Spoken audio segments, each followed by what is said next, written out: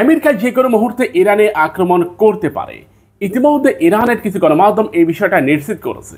আমার এখানে একটা স্ক্রিনশট দেখতেছেন, সেই সম্ভাবনা আরও স্পষ্ট হচ্ছে। ইরানে যদি আমেরিকা আক্রমণ করে, ইরান কি জবাব দিবে এবং ইরানের জবাবের কিছু নমুনা, শক্তি ও মিসাইলের সক্ষমতা আপনাদেরকে জানাচ্ছি। ইরানের যতগুলি মিসাইল রয়েছে তার মধ্যে অন্যতম রয়েছে হাইপারসনিক মিসাইল। ইরানের কাছে মোট 8টি ভ্যারিয়েন্টের হাইপারসনিক মিসাইল রয়েছে, কিন্তু এটা ছাড়িয়েও ইরানের কাছে আরও একটি ভয়ঙ্কর মিসাইল রয়েছে যা বিশ্বের আর কারো কাছে নেই। আখির আল জামান, এটি একটি মিসাইল ইউনিট। এটাকে সরাসরি মিসাইল বলাটাও ভুল হবে, আবার অনেকগুলো মিসাইলের সমন্বয়ে এটাকে মিসাইল ইউনিটও বলা চলে। আখির আল জামান একটি মিসাইল যেটা আকাশে উৎক্ষেপণ করার পর এখান থেকে কমপক্ষে 80টা ওয়ারহেড বের হয়, বিস্ফোরক বের হয়, যা 80টা স্থানে অ্যাটাক করতে সক্ষম। এই 80টা স্থানে যে অ্যাটাক করে এটাকে প্রতিহত করার ক্ষমতা পৃথিবীর কারণেই, এমনকি হাইপারসনিক এয়ার ডিফেন্স সিস্টেম থাকলেও এই 80টা ওয়ারহেডের মোকাবেলা করার ক্ষমতা কারণ এটা বিদ্যুৎ গতিতে আকাশ থেকে মাটিতে আশ্রে পড়ে। অর্থাৎ একটা ক্ষেপণাস্ত্র ছোড়ার পর মাঝ আকাশে এটা বিভক্ত হয়ে এখান থেকে 80টা ওয়ারহেড বের হয়, বিস্ফোরক বের হয়, মিসাইল বের হয়, যা 80টা স্থানে হিট করতে পারে। এর নাম ইরান দিয়েছে আখির আল জামান। এই আখির আল জামানের গতি প্রায় 8000 কিলোমিটার প্রতি ঘন্টায়, যদিও অনেকে এটাকে হাইপারসনিক মিসাইল বলতে রাজি নয়। ফেলোড অবস্থায় এর ওজন 5.5 টন। এরপর ইরানের কাছে আরও একটি ভয়ঙ্কর অস্ত্র রয়েছে, নাম খোরামশার 5। এটা একটি হাইপারসনিক মিসাইল। খোরামশার 5 দিয়েই ইরান আমেরিকাকে ভয় দেখাচ্ছে। এটি প্রায় 12,000 কিলোমিটার দূরের যে কোনো লক্ষ্য বস্তুতে আঘাত করতে পারে। খোরামশার 5 যেহেতু একটি হাইপারসনিক মিসাইল, তার মানে এটার গতি প্রায় 20,000 কিলোমিটার প্রতি ঘন্টায়। খোরামশার 5 2 টন পর্যন্ত বিস্ফোরক বহন করতে পারে। এটি সলিড ফুয়েল দিয়ে পরিচালনা করা হয়, যার ফলে এর গতি অবিস্মরণীয়। ইরানের মোট সৈন্য সংখ্যা 11,80,000 এবং সক্রিয় সৈন্য সংখ্যা 6,10,000। ইরানের কাছে মোট ট্যাঙ্ক আছে প্রায় 2,500। 2,556টির মতো ট্যাঙ্ক রয়েছে ইরানের হাতে। এর মধ্যে আমেরিকার তৈরি বেশ কিছু ট্যাঙ্ক রয়েছে। যখন আমেরিকার সাথে ইরানের খুব ভালো সম্পর্ক ছিল, তখন ইরান আমেরিকার কাছ থেকে এই ট্যাঙ্কগুলো সংগ্রহ করে।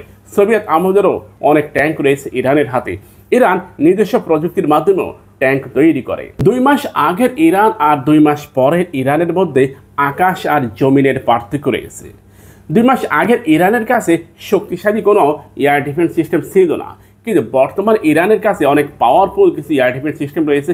বিশেষ করে ইরান চায়নার কাছ থেকে উন্নত ভ্যারিয়েন্টের 5ম প্রজন্মের কিছু এয়ার ডিফেন্স সিস্টেম নিজেদের সামরিক বহরে ইতিমধ্যে যুক্ত করেছে, যা ইরান তার পরমাণু স্থাপনার আশেপাশেই মোতায়েন করেছে। যদি আমেরিকা তার F-35 কিংবা F-16 ফ্যালকন অথবা F-22 র্যাপ্টর অথবা B-2 বোম্বার দিয়ে ইরানে অ্যাটাকের চেষ্টা করে, তাহলে এটাকে আকাশে ভূপাতিত করার সব ধরনের প্রচেষ্টা ইরানে রয়েছে। ইরান চায়নার কাছ থেকে SQ-9 এয়ার ডিফেন্স সিস্টেম ক্রয় করেছে। এই এয়ার ডিফেন্স সিস্টেমের উল্লেখযোগ্য একটা দিক হচ্ছে এই এয়ার ডিফেন্স সিস্টেমের যে রাডার, এই রাডারে শনাক্ত হয় এমন কোনো বস্তু যখন 300 কিলোমিটারের মধ্যে চলে আসে, মুহূর্তের মধ্যে এটা আকাশে ভূপাতিত করার সক্ষমতা রাখে। সেটা যুদ্ধ বিমান হোক, হেলিকপ্টার হোক, ড্রোন হোক, মিসাইল হোক কিংবা বোমার বিমান হোক, এটাকে ভূপাতিত করার ক্ষমতা রয়েছে ইরানের এই SQ-9 এয়ার ডিফেন্স সিস্টেমের। ইরানের সবচেয়ে মোক্ষম অস্ত্রগুলোর অন্যতম একটি হচ্ছে ইরানের ড্রোন শাহেদ 136। এই ড্রোনটি আমেরিকা এখন এটাকে জমের মতো ভয় পায়। রাশিয়া ইউক্রেন যুদ্ধে America, Britain, France, Germany, Netherland, Finland, Sweden, Hungary, এমনকি পোল্যান্ড, লিথুয়ানিয়া এই রাষ্ট্রগুলির সকল পরিকল্পনাকে ধ্বংস করে দিয়েছে, শেষ করে দিয়েছে শাহেদ 136 এই ড্রোন দিয়ে। এটি একটি আত্মঘাতী ড্রোন। এই ড্রোনের বেঁচে থাকার কিংবা এই ড্রোন অক্ষত থাকার কোনো সম্ভাবনা নেই। ইরান যখন এই শাহেদ 136 এই ড্রোনটি নিক্ষেপ করে, তখন এটি 2,500 দূর পর্যন্ত গিয়ে আক্রমণ করতে পারে। এটি স্লো গতিতে চলে, নিচু দিয়ে চলে, এঁকে বেঁকে চলে, যার ফলে পাহাড়ে চিপা চাপা দিয়ে গাছের আড়ালে এটা যেতে সক্ষম। এটাকে ভূপাতিত করতে হলে গুলির প্রয়োজন, কিন্তু ড্রোন কিংবা এয়ার ডিফেন্স সিস্টেমের মাধ্যমে যে এটাকে ভূপাতিত করবে একেবারে অসম্ভব। এই ড্রোন একেবারে নিঃশব্দে যেতে সক্ষম। ধারণা করা হচ্ছে ইরান রাশিয়ার সাথে ঐক্যবদ্ধভাবে এই শাহেদ 136 এটাকে রাডার হিট থেকে বাঁচার জন্য যা যা প্রয়োজন তাই করছে, অর্থাৎ এটি এখন আর রাডারে ধরা পড়বে না। যার ফলে ইরানের শাহেদ 136 এখন বর্তমান বিশ্বের সবচেয়ে বড় মূর্তিমান আতঙ্ক। আমেরিকা যদি ইরানে আক্রমণ করতে আসে তাহলে আমেরিকাকে অবশ্যই B2 বোম্বার নিয়ে আসতে হবে, অথবা F-16 ফ্যালকন অথবা F-35। আমেরিকা কখনই F-22 র্যাপটরকে আনবে না। আমেরিকা এখনো পর্যন্ত কোনো যুদ্ধে F-22 র্যাপটরকে মোতায়েন করেনি। আফগান বলেন, ইরাক বলেন, সিরিয়া বলেন, লিবিয়া বলেন, কোনো অভিযানে আমেরিকা F-22 র্যাপটরকে আনেনি। তারপর আমেরিকা বলে এটি তাদের সর্বাধুনিক যুদ্ধ বিমান। এটি একটা হাস্যকর বিষয়।